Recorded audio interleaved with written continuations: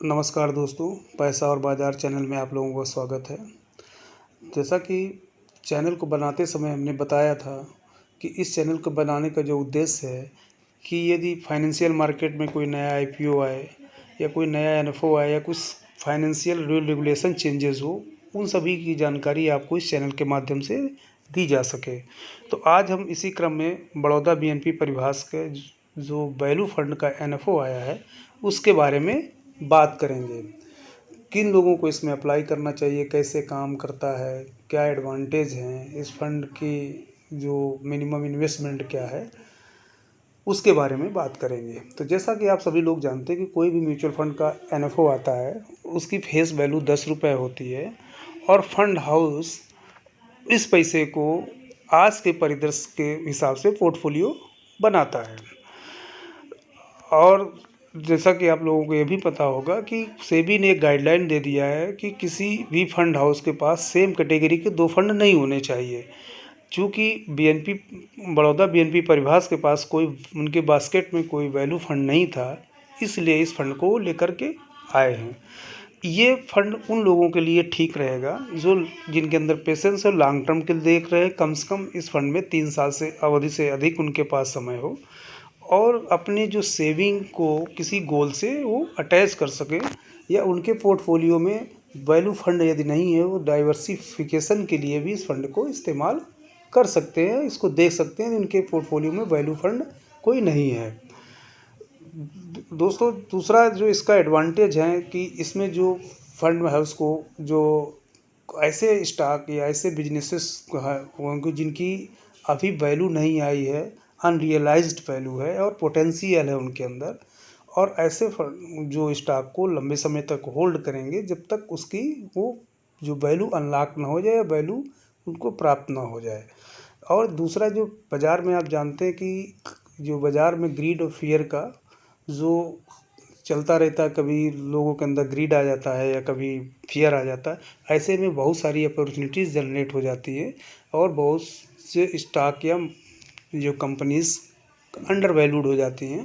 तो ऐसी अपॉर्चुनिटी का ये फ़ायदा फंड हाउस या ये फंड उठाएगा। अब ये 3 इसकी जो फ़िलॉसफ़ी इन्वेस्टमेंट की रहेगी, 3 इयर्स फ्रेमवर्क में रहेगी। ये उसी कंपनी को चयन करें जिसकी बैलेंस शीट स्ट्रांग हो, अर्थात कंपनी जो फाइनेंशियल साउंड हो। दूसरा, इसकी कंपनी की अर्निंग अच्छी हो, रेवेन्यू ग्रोथ और जो प्रॉफिट अच्छी हो, वैसी ही कंपनी को ये लेंगे और उसकी स्टॉक की प्राइस नीचे होनी चाहिए। और मार्जिन ऑफ सेफ्टी वैल्यूएशन का भी ध्यान रखा जाएगा इस फंड में। अब ये काम कैसे करता है, एक उदाहरण के रूप में यदि हम बात करें तो मान लीजिए कोई आप प्रॉपर्टी देख रहे हैं और उस प्रॉपर्टी की कीमत 2 करोड़ रुपए है, ठीक है। अब ये इसको कैसे पता चलेंगे कि ये वैल्यू स्टॉक है या नहीं है, ये वैल्यू प्रॉपर्टी है कि नहीं। तो जब आप पता करते हैं तो आप देखते हैं कि उसी लोकेलिटी में सेम कैटेगरी की प्रॉपर्टी 1,80,00,000 की है।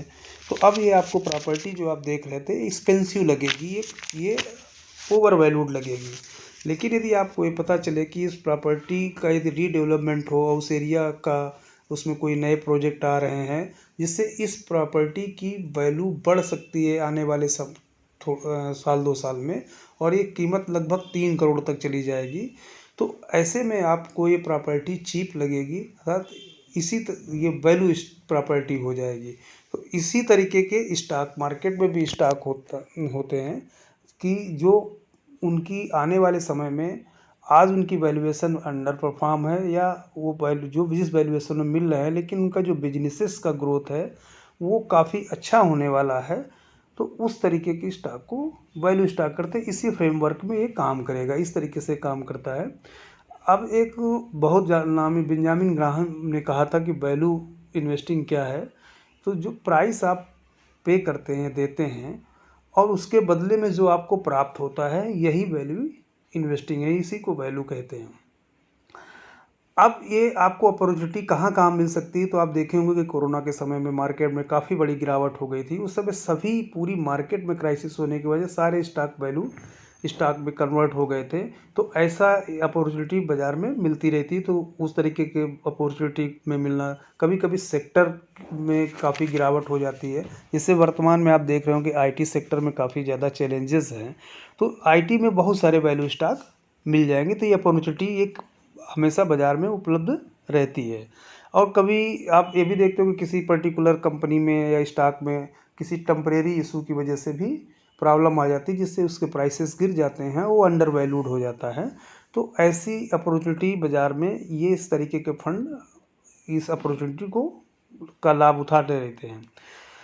ये फंड जो है 17 मई से शुरू हुआ है और 31 मई तक चलेगा। इसमें जो मिनिमम एसआईपी 500 रुपये की कर सकते हैं और मिनिमम वन टाइम इन्वेस्टमेंट 5000 का है। तो इसमें आप वन टाइम इन्वेस्टमेंट करके एसआईपी भी शुरू कर सकते हैं। और जैसा कि आप लोग जानते हैं कि म्यूचुअल फंड में इन्वेस्टमेंट सब्जेक्ट टू मार्केट में mutual fund investment is subject to market rate. तो यदि आपके पोर्टफोलियो में कोई वैल्यू फंड पहले से ही चल रहा है और यदि आपके तब आपको इस तरीके के फंड की ज़रूरत नहीं। यदि आपके पोर्टफोलियो में कोई वैल्यू फंड नहीं है तो आप इस फंड को देख सकते हैं, क्योंकि बीएनपी परिभाष का जो इक्विटी मार्केट में मैनेज करने का एक अच्छा अनुभव है। और अभी तक जो जिन पोर्टफोलियो को उन्होंने जिस तरीके के फंडों को मैनेज किया है, निवेशकों को अच्छा रिटर्न दिया है।